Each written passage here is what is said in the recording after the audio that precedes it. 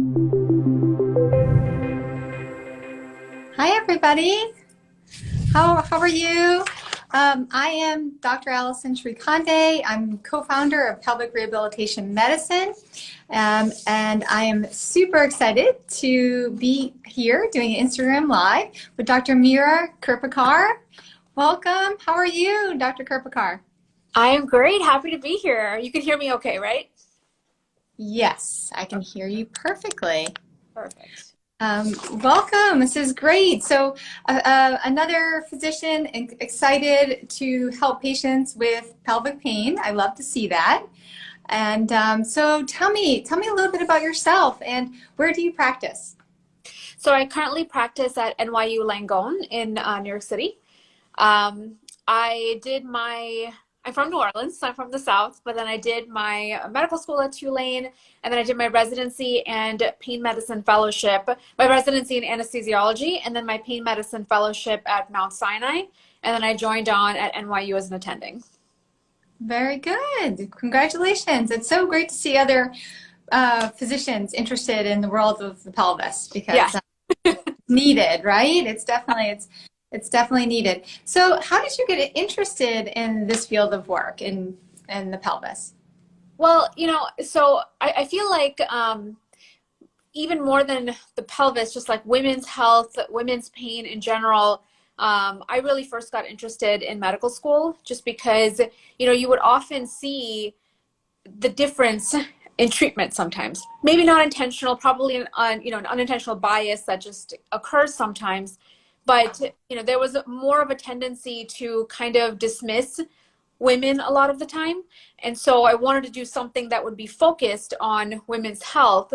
And I didn't really know what that would be. And then I ended up doing my residency in anesthesiology because I really liked anesthesia. And then I did a fellowship in pain. And then it was really during the fellowship that kind of came more to fruition in that I, pretty much saw how little the pelvis is understood in a lot of ways by a lot of physicians, and a lot of providers in general, and how pelvic pain is really ignored a lot of the time. Like it's such a major part of the body. It holds all our organs. It's the floor of it's literally like our entire floor, and somehow that's like a huge component that we just don't focus on.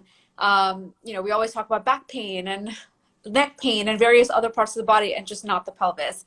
And I saw that throughout my training, and that's what ultimately led me to want to focus more on the pelvis, and particularly with women's health, because it's just an understudied area.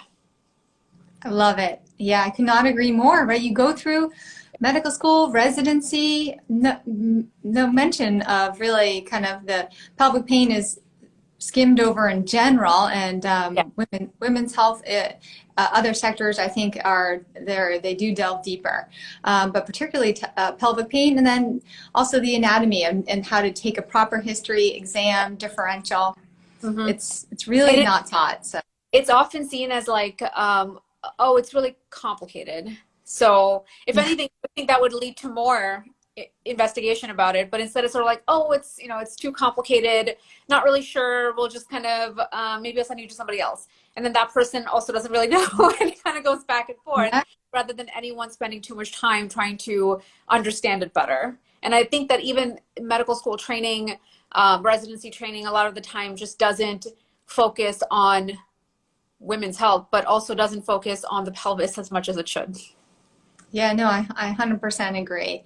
And I do agree. I always, I think it is as complicated, as pelvic pain is complicated, it's probably very complicated as to how we got here in 2022 with minimal really teaching of it, partly because a lot of the issues do not show up on the classic workup, I think, that we do as physicians. So I think that's contributed, right, when, the workup's normal quite often. So I think that's had a lot to do with it. And then there are so many different specialties that are involved. And I think a lot of times we all kind of look at our own unique organ system or training. And then that's why these patients are kind of tossed around the system from specialist to specialist quite often. So yeah, no, I completely agree. It's a Yeah. great area, I think, exciting because Yeah. there's still, I think, so much for us to learn. As all of us at Pelvic Rehabilitation Medicine, I mean, we're learning every day as we just see patients more Yeah. and more patients you see. I think the more and more humbling it is, honestly. The longer you do this, the more you realize there's still a lot that we don't know and understand, And I honestly which I think that I exciting. from my own patients, not just from medical literature, because there's often a lot of medical literature that's lacking in terms of pelvic pain. So I end up sort of learning a lot from my colleagues and from my patients and what they're experiencing. Because, I ultimately, whenever I'm basing decisions as far as treatments and things go, I'm pretty much mostly basing things on what the patient is feeling, like what they're feeling, what their symptoms are. Such a big Yeah. component of it, rather than like, oh, here's what an MRI shows, or here's an ultrasound shows, because a lot of times it doesn't show anything. That doesn't mean the patient doesn't have pain. Exactly. Right. A lot of it, we're validating, explaining, connecting their current symptoms to everything that's going on. So, yeah, completely agree. That's great. And so, tell me about your podcast, The Female Pain Docs. How did that kind of come about? So it really started, or the idea started during the pandemic. So at that point, both Dr. Patel, who I have the podcast with, so she and I created the Female Pain Docs platform and the Heart podcast together. And the idea really came about like within a couple of months or so of the pandemic, when we had a chance a little bit to slow down, just a little bit, to kind of the world slowed down.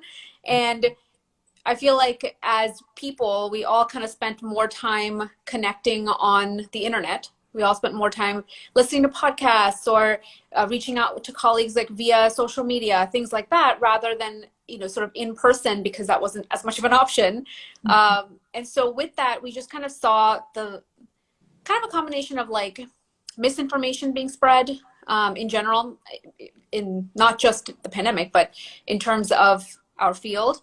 And then also just kind of the lack of awareness of a lot of the conditions that we treat and that we talk about. And so since we kind of both started noticing that, we wanted to bring more light to it, shed more light on it. That's how we created the podcast that we did. And then, it took a long time for us to kind of put everything together for the first season, because we really wanted it to be for anyone. It wasn't meant to just be for medical professionals. It was meant to be for patients to have more information also. And we wanted to have anything that we talk about be not just based on our experiences, but also based on just like very well researched, very up-to-date information. So everything that we talk about is always thoroughly researched, and there's no chance for misinformation or anything like that. It was meant to be both like educational and conversational at the same time. So we finally ended up launching once we had kind of a full idea what we wanted to do, like 8 months or so later. And now we just are in the middle of our third season of the podcast. That's exciting. Very exciting.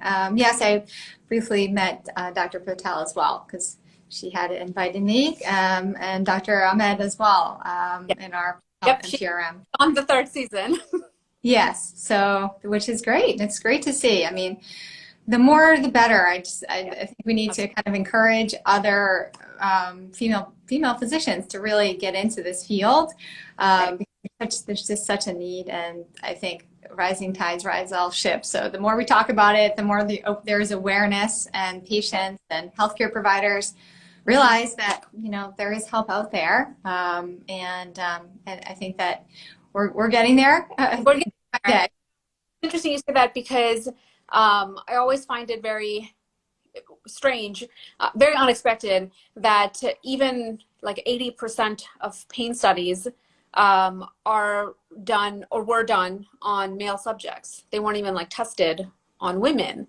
And so many of the pain treatments, so many of the things that we know as far as what we consider standard treatments and standard symptoms even, are just based on men a lot of the time, and not even the pelvis at all, but like just male-based like pain signaling. And it's so interesting because that didn't even really change until 2016. So, which is like 6 years ago, that even changed because the NIH made that a new condition that they had to include female subjects. And so with that, we're so far behind on women's health. We're so far behind on women's pain. And it's like, when I think about it, it's like thinking about, pelvic pain. When we think about like a heart attack, men and women present with heart attacks completely differently. So why would they present with pain the same way? And why would the same treatments that work for men work for women? And so we're still a long way off, but hopefully these, like, bringing awareness to these things increases a lot of that funding and research. 100%. At PRM, we treat both women and men with chronic pelvic pain, pelvic floor muscle dysfunction. I would say our most common chief complaints are pain around intercourse, either during, after, urinary issues, urgency, frequency, sensation of UTI, and then bowel stuff. So bladder, bowel, intercourse, and then of course lower abdominal bloating. Anything really from the belly button to the mid-thigh is anything we would see. But it's mostly women. It's about 75% women, 25% men in our patient population. I'd say the way we do address it, is really getting to the root cause analysis in terms of women versus men is classically, we look at it differently, right? There's just, what the data just shows the underlying causes. Quite often male and female have kind of tendencies to go different ways. And then of course the hormonal nature of both men and women, but women, right, you have that cycle of life. So with a woman, you pay attention to not only their current age, but when everything started, right? And that cyclical and hormonal nature and that hypothalamic pituitary axis with women does add another layer kind of complexity that, but with men, I'm not sure we completely understand the deeper hormonal aspect with chronic pelvic pain yet either. So I'm hard to disregard that. But with women, we know a lot more about the cyclical cycle of life, right? From your original menstruation really to premenopause, perimenopause, postmenopause, postpartum. There's just so much going on. So those details are key components for us, right? To really understand, particularly a female who comes in with any pelvic pain issue. And I think that's why part of why the research is so far behind is because those hormonal changes that you just mentioned make everything more complicated. They make everything more difficult to study because it's like, that's a confounding factor. It's not really a confounding factor. It's just part of a woman's life cycle, but it's considered a confounding factor. And that's why women were so eliminated for so long. And now that that's being considered, I feel like now we're kind of more properly making the link between the hormonal changes that we know occur and pain, and like putting that kind of together. And there is a big difference. I mean, men have hormonal changes too, but it's much more like this and that rather than this. And so this makes a big difference.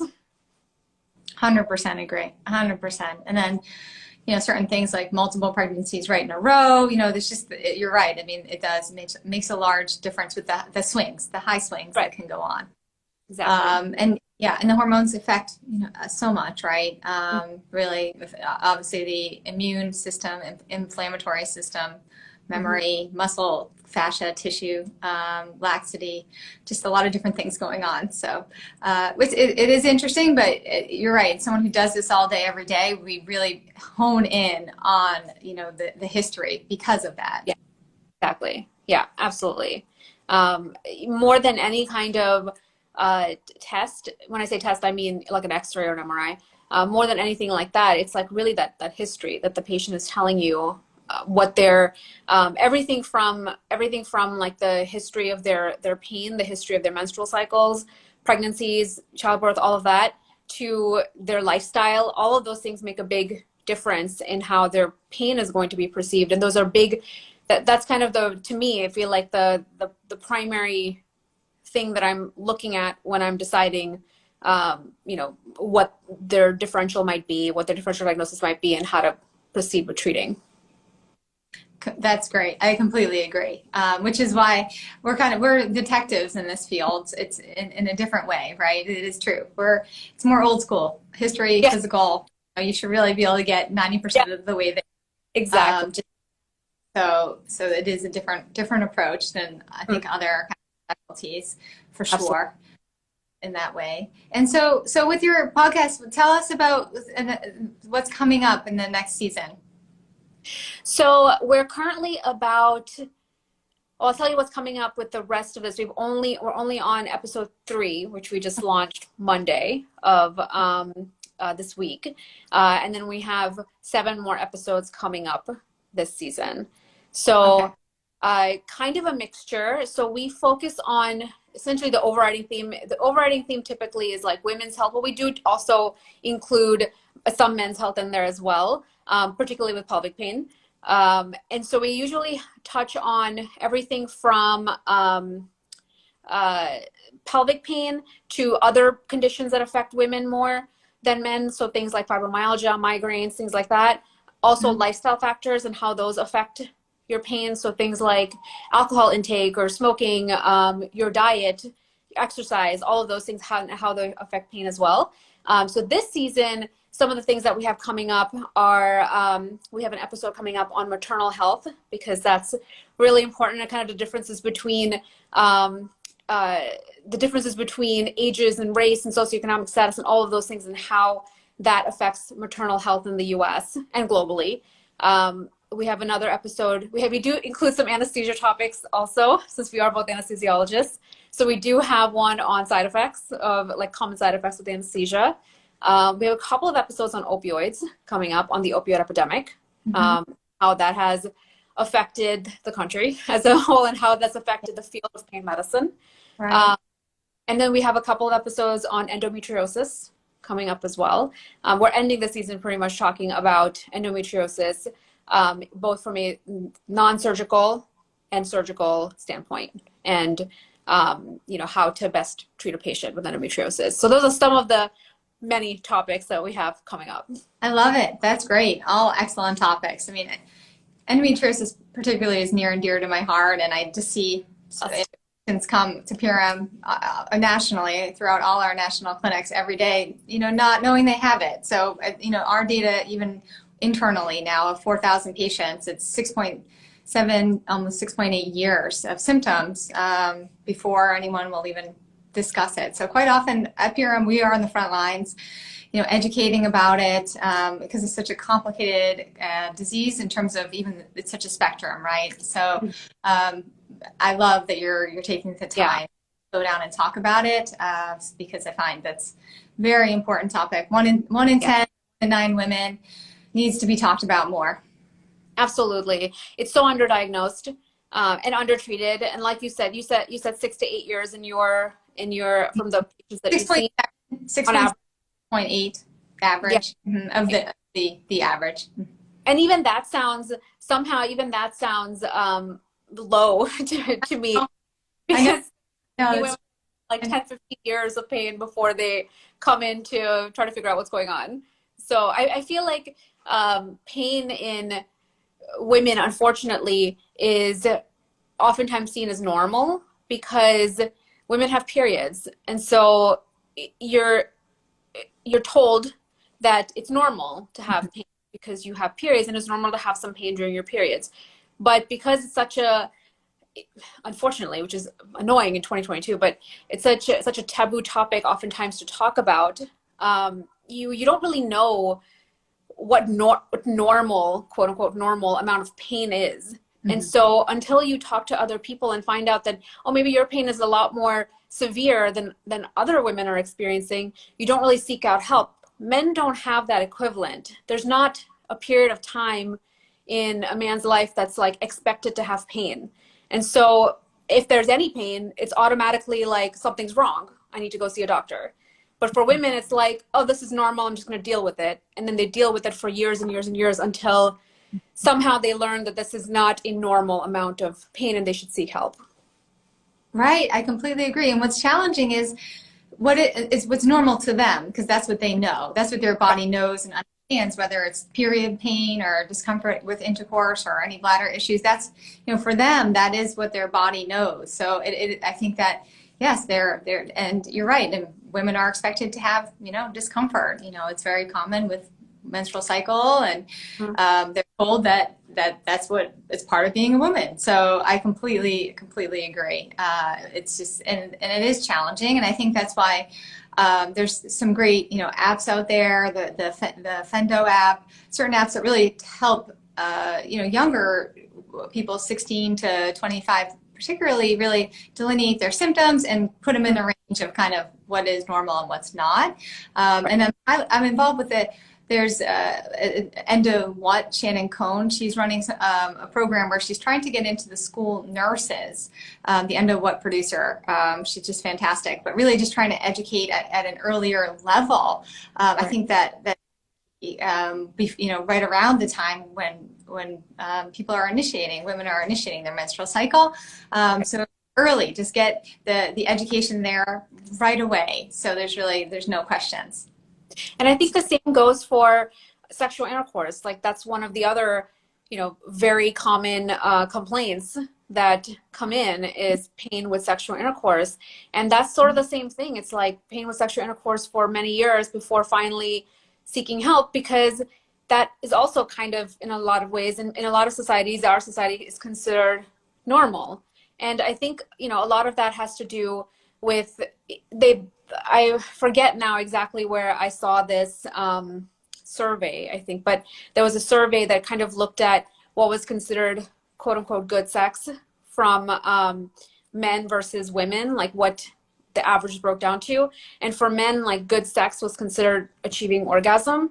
And for women, good sex was sex without pain. And so that's a very huge difference in what's considered good. If the baseline is just like, oh, I didn't have pain, automatically that means like pain is normal during this. And so that's also why I think it takes such a long time for women to come in, even when they're having pain with sexual intercourse. 100%. And then, it's hard. They feel, no one wants to, they feel broken, and it causes, relationship issues. So a lot of times they say they just try to grin and bear it. And that's what they did for years. Until a lot of times it's another symptom that comes, really, that gets them to the point where they're so uncomfortable, they can't really function, sleep, like or something that's unrelated, and you're wondering what happened there. Right. Exactly. Yeah. Because once it's there for a long period of time, they start to, talk to each other, and, everything gets upregulated. So I think our job is easier if we can get patients sooner, right? I mean, we always say at PRM, it's really the chronicity, it's just, if we've gotten you earlier, it's just a lot easier for us to really rehabilitate the pelvis, which is what we do best at PRM. We're rehab docs, so it's easier to reset, retrain the wiring when it hasn't been going on for as long. Right. The earlier the better. It is.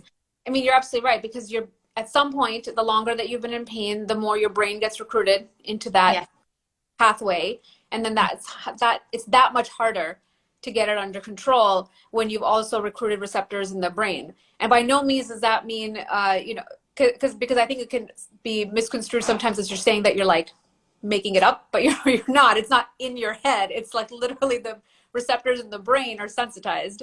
And so that makes it that much harder to kind of get under control. And so earlier the better. Earlier the better. I completely agree. Yeah, no, it is true. It is. We talk a lot at PRM about, central sensitization, the peripheral sensitization, the myofascial connections with everything that's going on. And we have in-house our behavioral health department that really helps lead that with chronic pain science, a lot of education on why the brain is important and its connection to your pain with intercourse, because really half the battle is just understanding at a deeper level. And then, okay, I see why you're asking me to do these exercises and why you want me to breathe and meditate now. But if you don't understand, you're never going to do it. So it has been super helpful to have, it's led by Dr. Alex Millspaw. She's just been fantastic. Just bringing that brain science into the picture has been super helpful, and it really wonders for patients. And I think that what you just said of like sort of the understanding aspect is really important, like for patients to understand what's going on. I think a lot of times, unfortunately, what can happen in medicine is when you're, when it's busy and you're kind of rushing from patient to patient. This is not necessarily for doctors, but any kind of provider, you know in your head what you're thinking and what's going on and what your plan is. But I think it's really important that the patient understands my thought process and understands like why I'm doing what I'm doing. And I try my best to break down the anatomy and the physiology and everything to them in a layperson's way, so that they can understand for themselves like what is going on in their own body. It gives you more sense of control, which is really important for something like pelvic pain. You need to have a sense of control, and you need to be able to like be in charge of your own healthcare for this area of the body that is, unfortunately for so long has been shamed and has been seen as something negative, which is absolutely not. Exactly. I feel like if every woman could hear what we hear every day, where it's just so common. People always feel like only one that would ever have this, because they feel awkward talking about it to anyone, even their closest friends, partner, husband, wife, their husband, anyone. But really, we hear it all day, every day. So it is common, and talk about it more. Talk about it with your friends. Blog about it, because I think the more then people will speak up earlier. It won't be taboo. It's just going to be a normal part of society, and we can treat patients a lot earlier and sooner. And there's nothing at all to be ashamed of in any way, nor is this uncommon. Like, we're talking about all this because this is so common. And I've had several patients that have been on my schedule, and it's been listed as like the patient listed diagnosis has been abdominal pain. Like, that's what the patient wrote is the problem, abdominal pain. And then I see the patient and it's not, it's pelvic pain. And one patient just said, well, I felt really embarrassed to write like pelvis, or to write that it was with sex. And I was like, that's nothing to be embarrassed about. Super common. Exactly. That's what. Exactly. I mean, pelvic pain in reproductive age, the stats are up to 25% of the patient population of reproductive age, and then overall it's 15% of women. So more common than breast cancer. Extremely common. Guys, let's talk about it with our friends. Let's bring it up over a coffee, glass of wine, whatever you want to do. But really important to just get it out. And I'm sure someone else will say, me too. So. Yeah. I mean, that's why I commend you for doing this IG Live, because all of these IG Lives that you do, because that's the point of this, is to make it not a taboo subject, to make this something that is very common, very easy to talk about. The more that we talk about it, the more that women can get help earlier.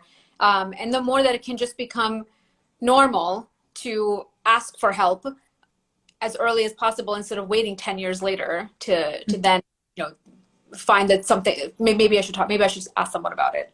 So maybe. Exactly. No, this has been great. I mean, I commend you for the podcast, and thank you for, raising awareness and women's health. This is amazing stuff. Can't wait to see more, listen to more of it. And I'm hoping I get to meet you in person at some point in the future. I think we have some collaborations coming up with Dr. Ahmed being on our podcast this season. I think you will be on it next season. So we have some things. And Dr. Patel, I think, will be joining you as well for a live in a couple months. So I think we'll have plenty of collaborations in the future for this to help raise awareness. Great stuff. And thanks again for your time and pleasure.